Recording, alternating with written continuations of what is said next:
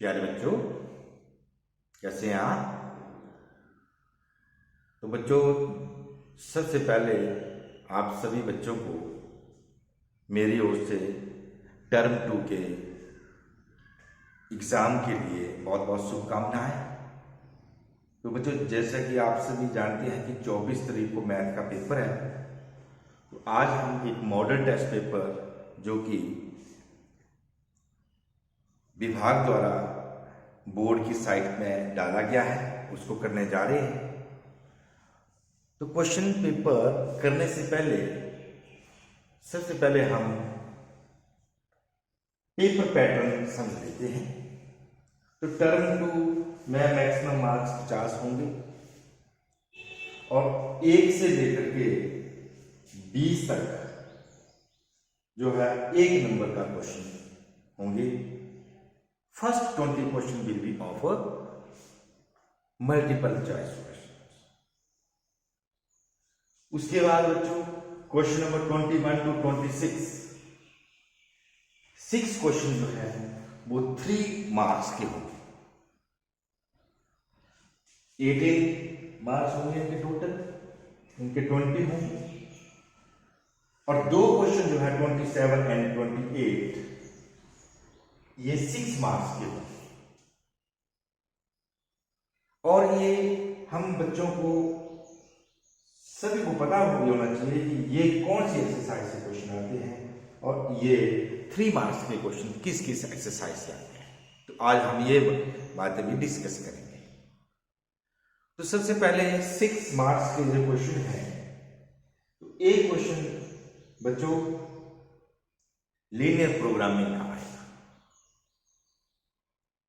उसमें से ग्राफ बनाना होगा, ग्राफ पेपर दिया होगा, उसमें से डेफिनेटली जो आपको 6 नंबर का क्वेश्चन आएगा।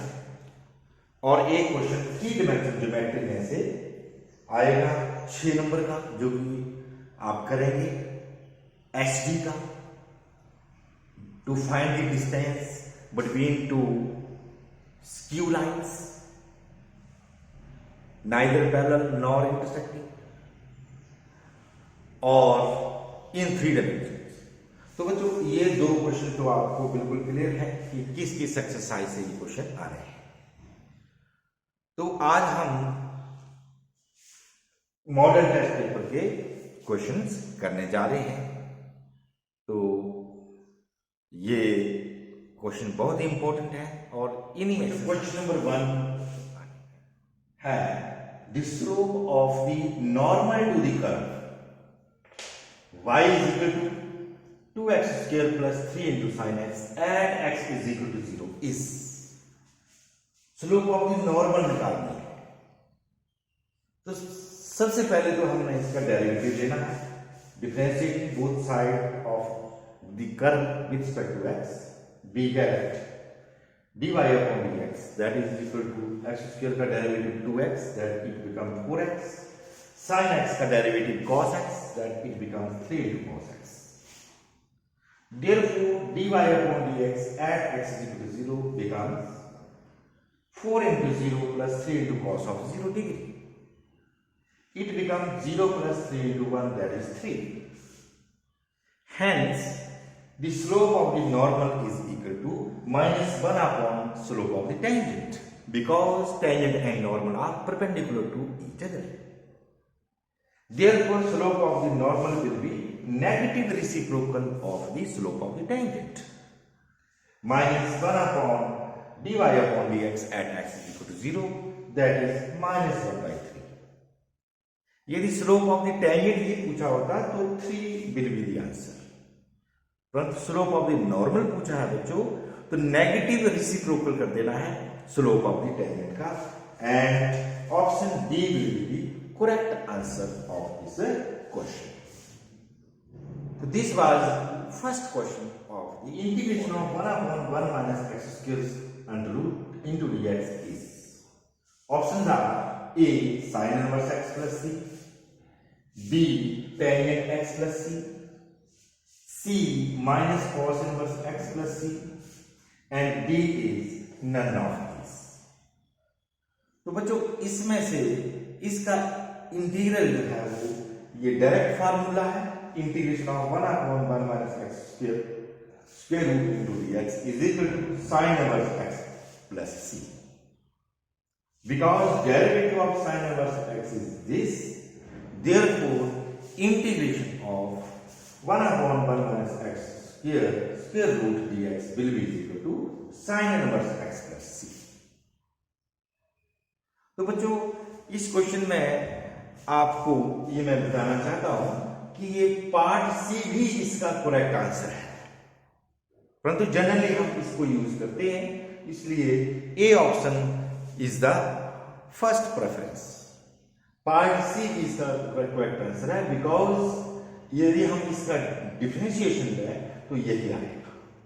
Minus cos inverse X plus C का डेरिवेटिव लिया जाए तो ये माइनस और कॉस इनवर्स एक्स का डेरिवेटिव आ जाएगा -1/1 minus x square under root. It becomes plus. Therefore option A and option C both will be the correct answer of this question. परंतु यदि ये क्वेश्चन दोनों ऑप्शन की होंगी तो आप दोनों भी लिख सकते हैं और ऑप्शन ए भी लिख सकते हैं, तो ये आपके दोनों ही आंसर हो सकते हैं. Question number 3, integrate dx upon x square plus 2x plus 2. तो बच्चों इसका इंटीग्रेशन करने के लिए सबसे पहले हमें इनको कंप्लीट स्क्वायर बनाना होगा और ऑप्शन इसकी दी है 4. तो कंप्लीट स्क्वायर बनाने के लिए हमने ये इस 2 को 2 पार्ट में डिवाइड किया, 1 + 1 या half of the coefficient of x and whose square, half of the coefficient of x is 1 and 1 का स्क्वायर इज 1. 1 ऐड किया और 1 यहां से सब्ट्रैक्ट किया तो we get 1. It becomes x plus 1 whole square plus 1. Now this question becomes complete square. This is 10th class procedure. And it becomes 1 square plus x plus 1 का whole square into dx. अब यहां पे ये formula होता है 1/a square plus z square into dz is equal to 1/a tan inverse z upon a plus c.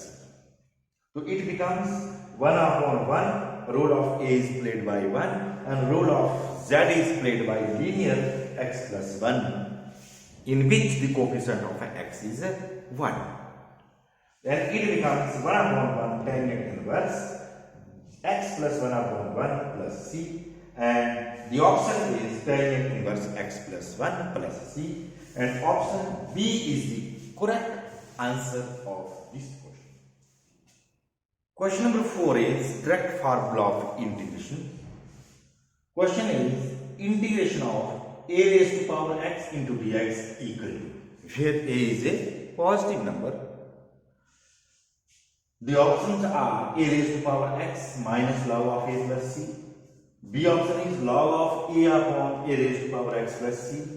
C option is a raised to power x divided by log of a plus c. And last option is a raised to power x plus c. तो बच्चों इसका answer जो है वो आएगा C option, a raised to power x into log of a plus c. क्योंकि integration is the reverse process of derivative. यदि हम इनका बारी बारी डेरिवेटिव करें तो यदि a raised to power x का डेरिवेटिव करें तो 1/log a outside and derivative of a raised to power x will be equal to a raised to power x into log a.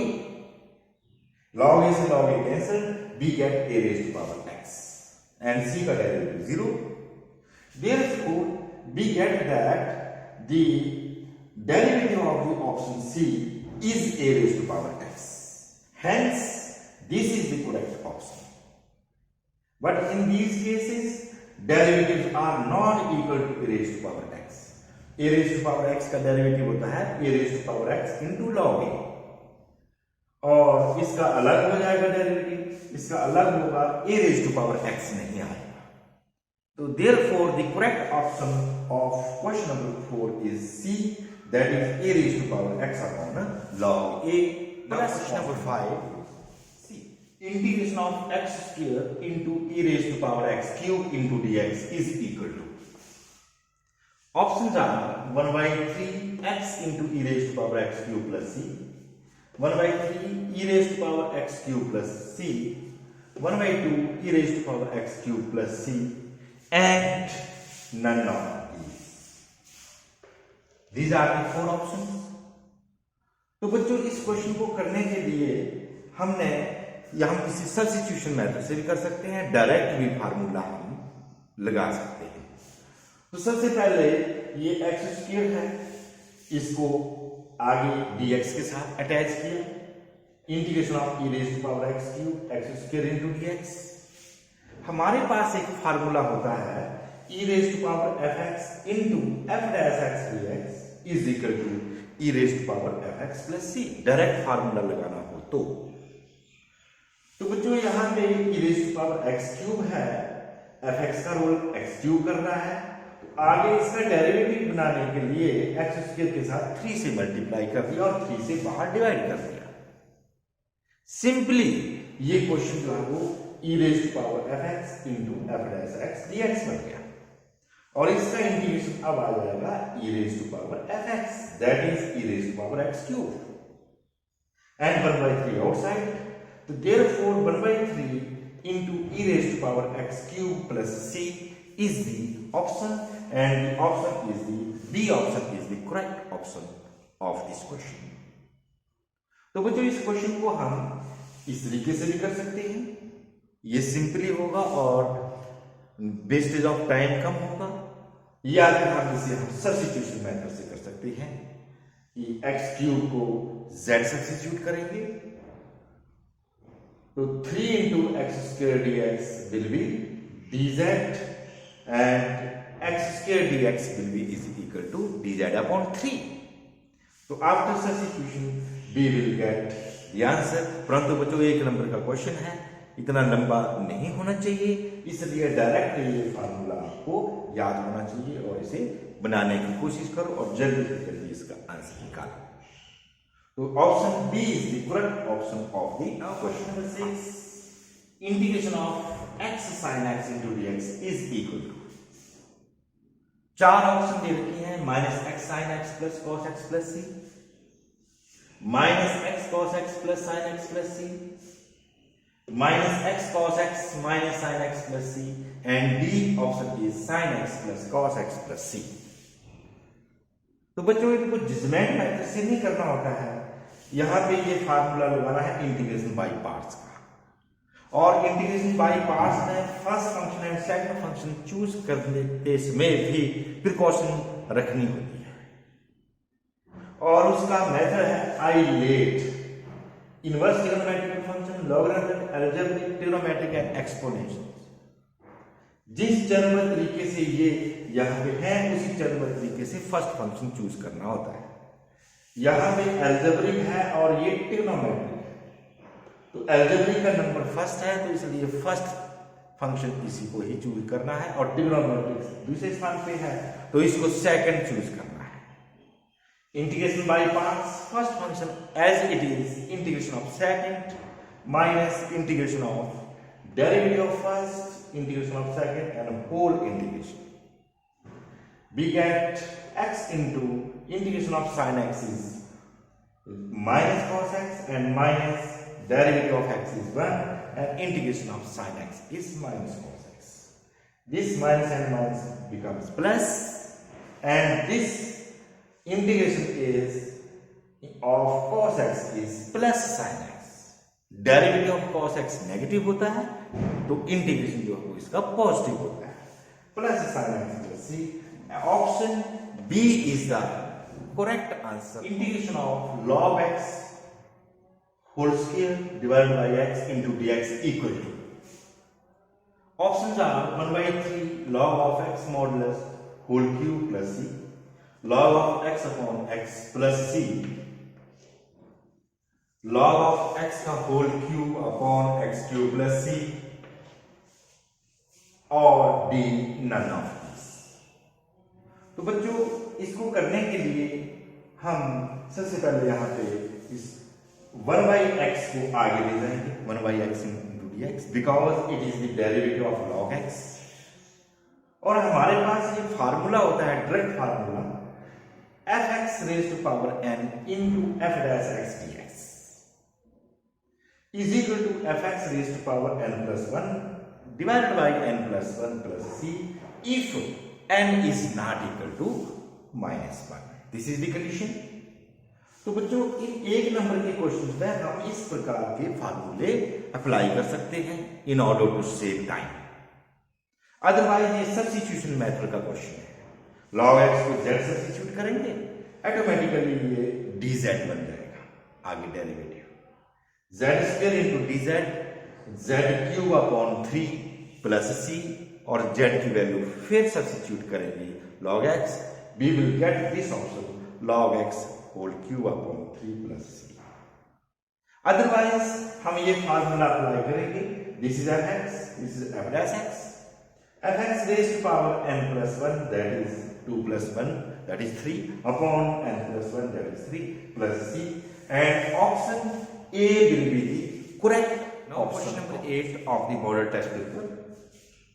Integration of dx upon sin square x into cos square x into dx।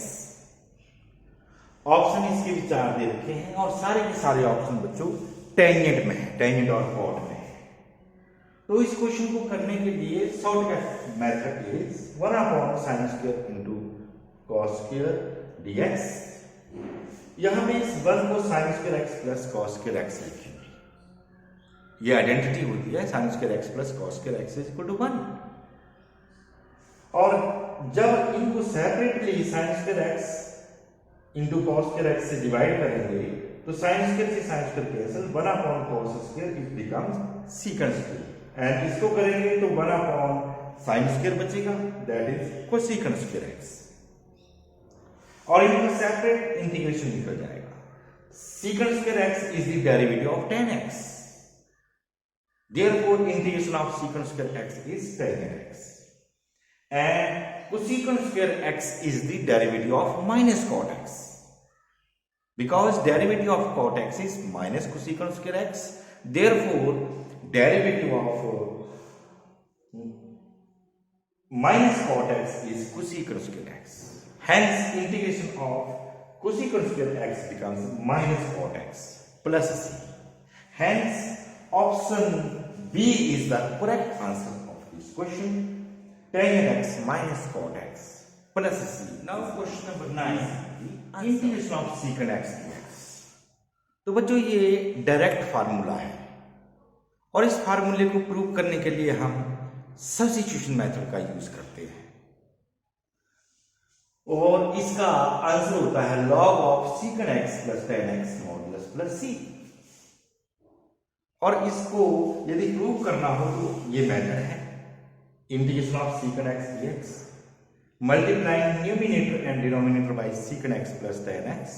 इससे जब multiply करेंगे और ऊपर ये जब multiplication हो जाएगी तो ऑटोमेटिकली ये f dash x बन जाएगा और ये fx बन जाएगा।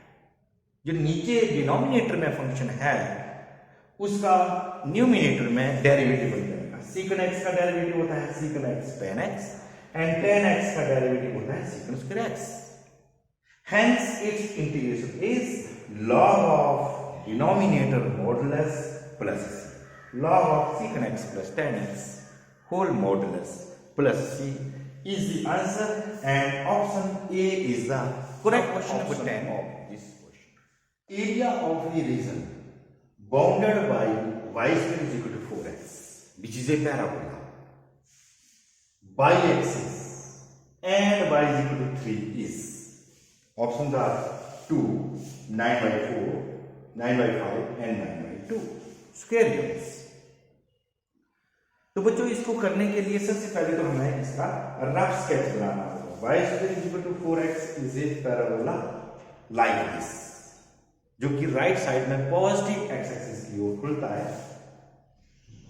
और वर्टेक्स इसका 0,0 होगा, फोकस यहां पे इस तरफ होगा, focus, and y axis is a straight line and y is equal to 3 is a straight line which is above the origin parallel to the x axis, this is the line, and area between this and this is this area. This is the required area. और इस area को निकालने के लिए y equal to 0 यहाँ पे y equal to 3 ये straight line है. फार्मूला लगेगा integration of a to b या 0 to 3 x dy. Because these are the values of y, therefore here will be x into dy. Substituting the value of x from here, we get y square upon 4 into dy. And integration of y square is y cube upon 3 and it becomes y cube upon 12. And 0 to 3 lower limit and upper limit. Substituting the upper limit, we get 3 cube upon 12 minus 0 cube upon 12, that is 0. 27 upon 12, that is 9 by 4 square unit. Option B is the correct answer of this question. तो बच्चों आप देख रहे हैं कि जो objective type के question हैं, मैक्सिमम क्वेश्चन जो है वो इंटीग्रेशन से रिलेटेड आ रहे हैं. Therefore, the topic of integration should be too much clear होना चाहिए. हर एक फार्मूले याद होने चाहिए और उनकी एप्लीकेशन भी आनी चाहिए, तभी आप ऑब्जेक्टिव टाइप के क्वेश्चन भी कर सकते हैं.